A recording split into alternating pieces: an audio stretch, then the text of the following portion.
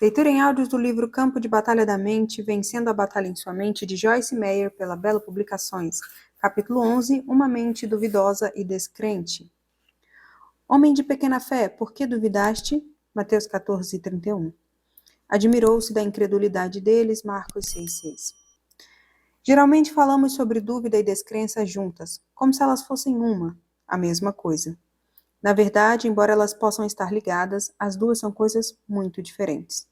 O dicionário expositivo das palavras do Novo Testamento define duvidar na forma de verbo, como estar em dois caminhos, implicando incerteza em qual deles seguir.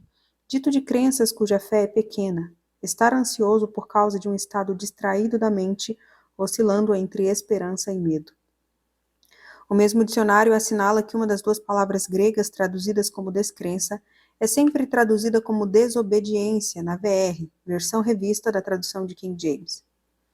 Então, quando olhamos para essas duas armas poderosas do inimigo, vemos que a dúvida leva uma pessoa a oscilar entre duas opiniões, enquanto a descrença a conduz à desobediência. Penso que será útil reconhecer exatamente com o que o diabo está tentando nos atacar. Estamos lidando com dúvida ou com descrença? Dúvida. Até quando cocheareis entre dois pensamentos? 1 Reis 18, 21. Ouvi uma história que lançará luz sobre a dúvida. Havia um homem que estava doente, que estava confessando a palavra sobre seu corpo, repetindo versículos de cura e crendo que sua cura se manifestaria. Enquanto fazia isso, era intermitentemente atacado por pensamentos de dúvida. Após ter atravessado um tempo difícil e começando a ficar desencorajado, Deus abriu-lhe os olhos para o mundo espiritual. Isso foi o que ele viu.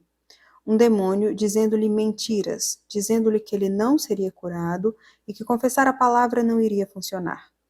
Mas ele também viu que, cada vez que ele confessava a palavra, saía luz da sua boca como uma espada, e o demônio se acovardava e recuava. Quando Deus lhe mostrou essa visão, o homem então entendeu por que era tão importante repetir a palavra.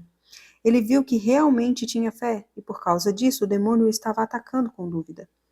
A dúvida não é algo que Deus coloca em nós. A Bíblia diz que Deus dá a cada homem uma medida de fé, Romanos 12, 3. Deus colocou a fé em nosso coração, mas o diabo tenta anular a nossa fé, atacando-nos com a dúvida. A dúvida vem em forma de pensamentos que estão em oposição à palavra de Deus. Por isso é tão importante que a conheçamos. Se conhecermos a palavra, então poderemos reconhecer quando o diabo estiver mentindo para nós. Tenha certeza de que ele nos conta mentiras para roubar o que Jesus Cristo comprou para nós por meio de sua morte e ressurreição. Dúvida e descrença. Abraão, esperando contra a esperança, para Abraão a razão humana para a esperança havia acabado, creu para vir a ser pai de muitas nações, segundo lhe fora dito, assim será a tua descendência. E, sem enfraquecer na fé, embora levasse em conta o seu próprio corpo amortecido, estando como morto, sendo já de 100 anos, ou, quando ele considerou a infertilidade do ventre amortecido e a idade avançada de Sara, não duvidou, nem descreu, por incredulidade, da promessa de Deus. Mas pela fé se fortaleceu, dando glória a Deus, estando plenamente convicto de que ele era poderoso para manter sua palavra e cumprir o que prometera. Romanos capítulo 4, versículos 18 a 21. Quando estou em uma batalha, sabendo o que Deus prometeu, mas mesmo assim sendo atacada pela dúvida e descrença, gosto de ler ou meditar nessa passagem. Abraão tinha recebido a promessa de Deus de que faria com que tivesse um herdeiro do seu próprio corpo. Muitos anos vieram e se foram, e ainda não havia nenhuma criança como resultado do relacionamento de Abraão e Sara. Abraão ainda estava esperando em fé, crendo que o que Deus havia dito viria a acontecer. Enquanto ele se mantinha firme, era atacado por pensamentos de dúvida e o espírito de descrença o estava pressionando para desobedecer a Deus. A desobediência em uma situação como essa é simplesmente desistir quando Deus está nos ordenando que perseveremos. Desobediência é negligenciar a voz do Senhor ou o que quer que Deus esteja nos falando pessoalmente, não apenas transgredir os 10 mandamentos. Abraão continuou firme, ele continuou louvando e dando glória a Deus. A Bíblia afirma que ao fazer isso, ele ficou mais forte na fé. Quando Deus nos pede para fazer alguma coisa, a fé para crer nisso ou fazer isso vem da palavra de Deus. Seria ridículo Deus esperar que fizéssemos alguma coisa sem nos dar a habilidade de crer que podemos fazê-lo. Satanás sabe quão perigosos seremos com o coração cheio de fé, então ele nos ataca com dúvida e descrença. Não é que não tenhamos fé, é apenas que Satanás está tentando destruir nossa fé com mentiras. Dou-lhe um exemplo. Refere-se ao tempo quando recebi meu chamado para o ministério. Era uma manhã comum, como outra qualquer, exceto que tinha sido cheia do Espírito Santo 3 semanas antes. Tinha acabado de ouvir meu primeiro áudio de ensino. Era uma mensagem do pastor Ramos Holder, intitulada Passe para o Outro Lado. Estava agitada em meu coração e surpresa que alguém pudesse ensinar uma hora inteira usando um versículo e que toda a palestra fosse interessante. Enquanto estava arrumando minha cama, subitamente senti um desejo intenso, bem no meu íntimo, de ensinar a palavra de Deus. Então, a voz do Senhor veio a mim dizendo: Você irá a todos os lugares e ensinará a minha palavra e terá um amplo ministério de fitas gravadas. Não haveria nenhuma razão natural para acreditar que Deus havia mesmo falado comigo, ou que poderia ou faria o que tinha acabado de ouvir. Tinha muitos problemas dentro de mim. Não teria chegado a ser um material ministerial, mas Deus escolhe as coisas fracas e tolas do mundo para confundir os sábios. 1 Coríntios 1, 27. Ele olha para o coração do homem, não para a sua carne. 1 Samuel 16, 7. Se o coração está correto, Deus pode mudar a carne. Embora não houvesse nada na área natural que indicasse que deveria acreditar, quando o desejo veio sobre mim, senti-me tão cheia de fé que poderia fazer o que o Senhor queria que fizesse. Quando Deus chama, Ele dá o desejo, a fé e a habilidade para fazer o trabalho.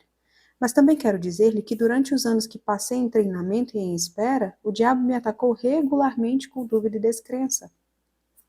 Deus coloca sonhos e visões no coração do seu povo. Eles começam como sementinhas. Assim como uma mulher tem uma semente plantada em seu ventre quando ela fica grávida, da mesma forma nós nos tornamos grávidos, figurativamente falando, com as coisas que Deus fala e promete.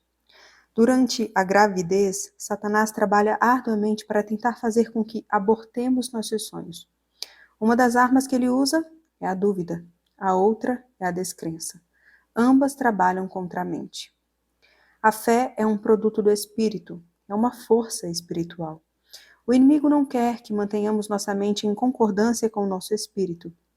Ele sabe que se Deus colocar fé em nós para fazermos alguma coisa, e se formos positivos e começarmos a crer consistentemente que realmente podemos fazê-la, então faremos um estrago considerável ao reino do mal. Continue andando sobre as águas. Entretanto, o barco já estava longe, em mar alto. Há muitos estádios. Um estádio corresponde a aproximadamente 200 metros da terra. Batido e açoitado pelas ondas, porque o vento era contrário. Na quarta vigília da noite, entre 3 e 6 horas da manhã, foi Jesus ter com eles andando por sobre o mar. E os discípulos, ao verem-no andando sobre as águas, ficaram aterrados e exclamaram: É um fantasma! E tomados de medo, gritaram. Mas Jesus imediatamente lhes disse: Tende bom ânimo, sou eu, não temais. Respondendo-lhe Pedro, disse: Se és tu, Senhor, manda-me ir ter contigo por sobre as águas. E ele disse: Vem. E Pedro, descendo do barco, andou por sobre as águas e foi ter com Jesus. Reparando, porém, na força do vento, teve medo, e começando a submergir, gritou: Salva-me da morte, Senhor! E prontamente Jesus, estendendo a mão, tomou-o e lhe disse: Homem de pequena fé, por que duvidaste? Subindo ambos para o barco, cessou o vento. Mateus 14, versículos 24 a 32. Enfatizei o último verso porque quero chamar sua atenção para o programa que o inimigo esboçou nessa passagem. Pedro, ao comando de Jesus, apressou-se a fazer algo que não havia feito antes. Para falar a verdade, ninguém, exceto Jesus, jamais havia feito isso. Isso demandava fé.